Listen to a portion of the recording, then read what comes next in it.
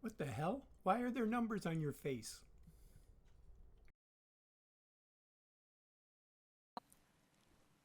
Have you ever arrived in a new place and felt kind of out of place? Like you were an outsider or even an invader, almost like a Trojan horse? Yeah? This is not a motivational speech on how to feel like you fit in or how to feel less of the imposter syndrome. This is a talk about leveraging interdisciplinarity, especially in the world of business education. You see, I'm a professor of business slash marketing, but I didn't study business or marketing. I studied political and social sciences, and when I was first hired in a business school, I definitely felt that outsider perspective. Almost felt like an invader, because I came in with my ideas of social and environmental justice and economic justice, and to my surprise, unfortunately, I noticed that there was very little emphasis on that in mainstream business curriculum back in the day. So that was disappointing, but fast forward, and in 2021, right after or kind of during the pandemic, I went on a big journey. Quite literally, I did a road trip of over 10,000 miles all around the United States in a self-remodeled, as off-the-grid as possible RV to study intentional living communities, aka eco-villages, and sustainable businesses. So what I learned from this long journey, this road trip, is twofold. On the one side, the sustainable consumption perspective, I interviewed people living in these eco-villages or these intentional living communities. And even though they vary widely based on size and location and how close to the city they are and their democratic or more benevolent dictatorship governance model, they do have something very strongly in common, and that is that they all center around harmony with nature, closer connection with other human beings, and consuming more sustainably, consuming more ethically, and more minimally. So based on that research, I learned that sustainable consumption is really possible, and even more so, people are thriving. And one quote I wanted to share with you that one of these people in eco-villages told me is that, how can I take more than I need when others have less than they need? And that always stuck with me.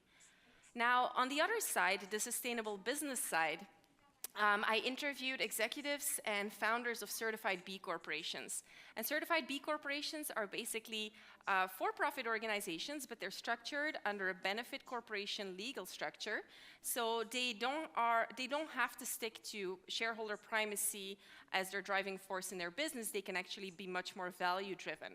And so interviewing these executives and these founders, I noticed how much heart and soul they put into building or embedding sustainability into the DNA of their business from the start. And a lot of these businesses are very successful. The B Corp movement is growing, so it really shows that sustainable business is, again, very possible.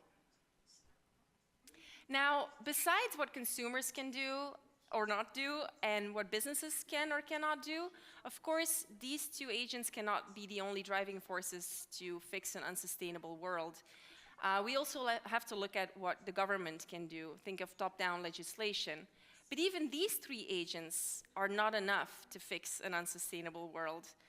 And of course, as an academic, I'm biased, so I'm looking at the role of academia, what academia can do or should do to help support a transition to a more just and sustainable economy. And within academia, I'm especially looking at business education because, I mean, let's be real, business has a real impact on our society, both environmentally as well as socially. And this impact is not always that good. We see that business as usual is simply unsustainable. Most predictive models, and I know predictive modeling is very hard, but they show that even under the more optimistic scenarios, we're definitely still not on track to reach the Paris Climate Agreement. And this is an agreement, these are goals that we set for ourselves. So things must go differently. We must do things differently and rethink the way we extract and exploit and consume and produce and pollute in our society. Let's take a closer look at corporations, because under the dominant economic model of capitalism, corporations are really the cell, the driving force in society. Our modern economic life and our social life, it almost entirely depends on what corporations produce for us. Everything, almost everything we wear or eat, or the laptops and phones we use on a daily basis are the product of corporations. So, I mean, giving corporations credit where credit is due, they're pretty good at transforming natural resources into wealth and into products and conveniences for us, right? They're exploiting natural resources to get to products and services for people. But the problem is that this type of extraction comes with a lot of externalities. And externalities are basically the sum of all negative effects on society due to business processes. And these externalities can be huge. So on the one side, on the plus side, we do see that corporations created immense conveniences and wealth and products for people. But on the other side, we see that this wealth creation has been lopsided, at best even. Under capitalism, or shareholder capitalism especially, we see that there's huge increases in wealth inequality, especially in the United States. And then we also see that there's been exploitation of workers because of that principle of profit first. We see a dire environmental impact. And we even see that corporations have grown so powerful that they can control governments to some extent, that they outgrow the control of governments through, think of, for example, tax cuts, campaign financing, through super PACs and so on. So we must be able to do better. And these externalities, to some extent, have been absorbed by the planet and by people for a long, long time.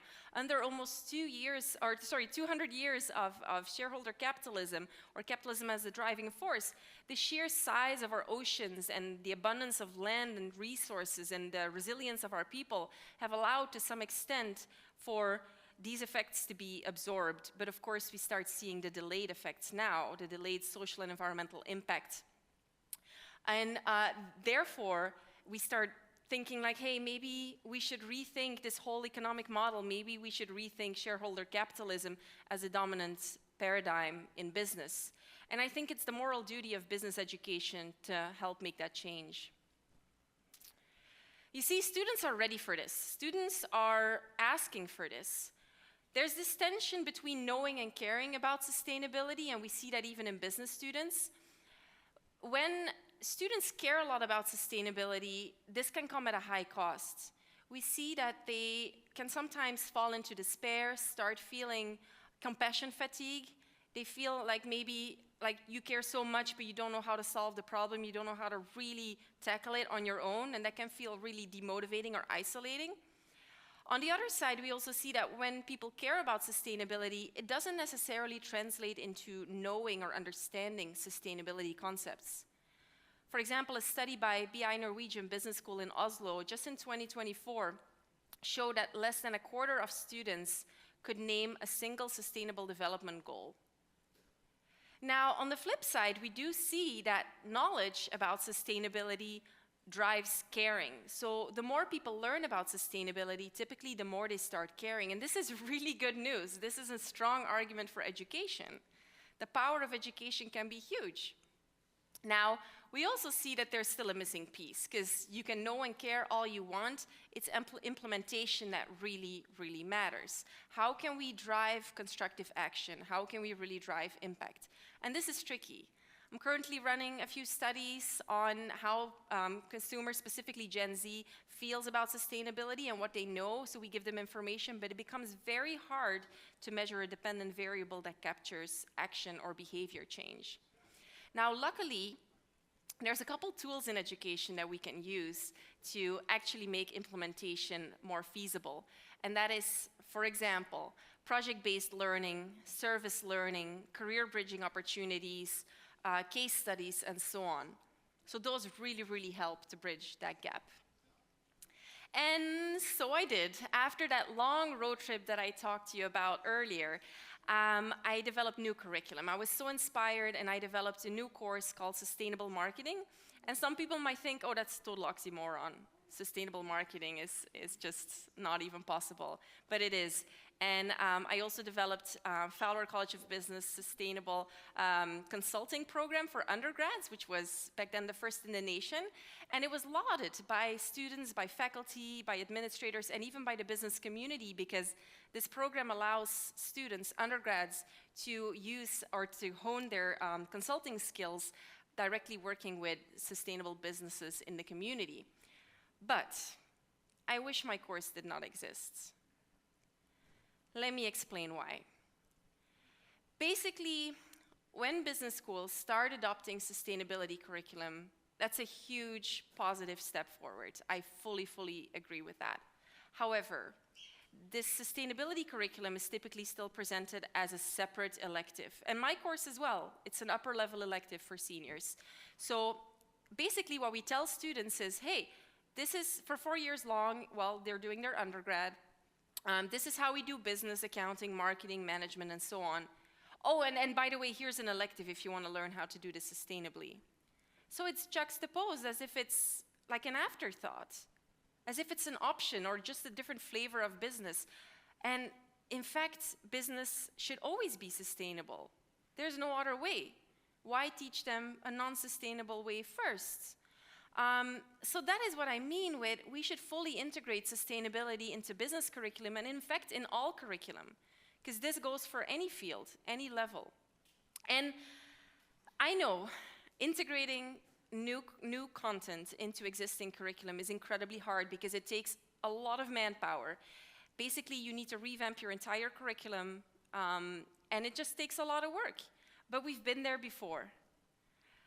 Anyone Gen Z in the audience will be shocked, but what I'm going to tell you here is that back in the day, in the early 2000s, we didn't even have digital methods or digital constructs integrated into mainstream curriculum. We had separate internet classes, at least in business. So basically what we did is we told students, hey, this is how business is done, this is how market research is done, hard copy surveys, face-to-face sales.